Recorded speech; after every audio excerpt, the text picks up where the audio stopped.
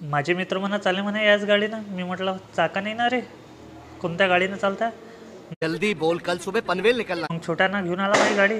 पहा तुम्ही, माझी गाडी घेऊन आला. अकोल्याहून फक्त आता म्हणे जायचं 15 किलोमीटर दर्यापूर मार्गानं. तिथं आहे म्हणे एक अरे थांब रे, सोपीनाथ महाराजांचं मंदिर, इच्छापूर्ती सोपीनाथ महाराजांचं मंदिर आहे. खूप सुंदर मंदिर आहे, आता नवीन बांधलेलं आहे. मूर्त्या जुन्याच आहे, फक्त हे मंदिर बाहेरचं आता नवीन बांधलं, पूर्ण कलरिंग वगैरे. गजानन बाबा की जय हो. बघू शकता मित्रांनो, किती छान आणि छोटंसं मंदिर आहे. इथं तुम्ही मनापासून अगर खरंच सोपीनाथ महाराजांना मानत असाल आणि मनापासून काही इच्छा मागितली की तुम्हाला भेटून जाते.